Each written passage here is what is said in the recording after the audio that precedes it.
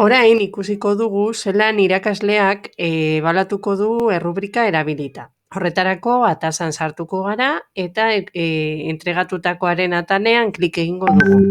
Hemen entregatu duten ikasle guztien zerrenda agertuko da eta klik egingo dut ikasle baten lanaren barnean.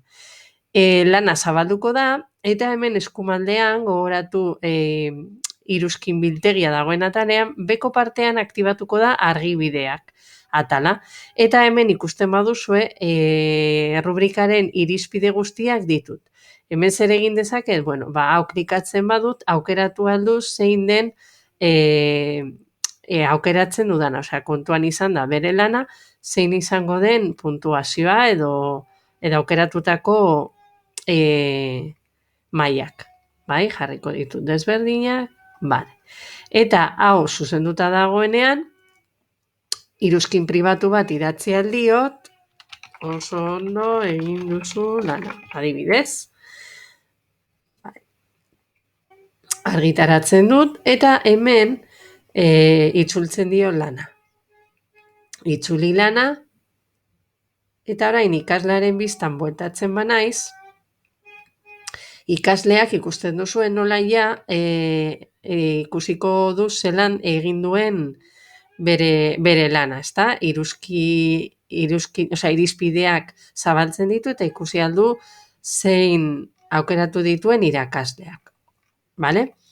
Horrez gain, hemen agertzen zaio iruzkin pribatua eta ez dugu egin, baina gogoratu puntuazioa sartzen badiogu bere lanean, hemen gogoratu puntuazioa gehitu aldiogula, bale?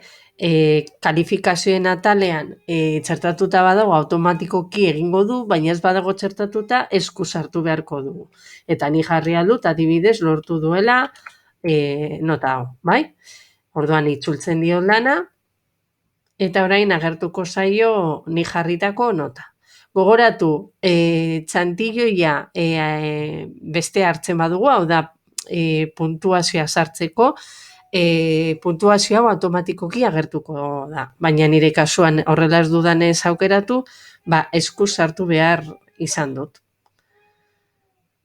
Orain ikasleak ikusten duzue, ikaslearen biztan ja agertzen zaio zenbatekoa den bere lanaren puntuazioa.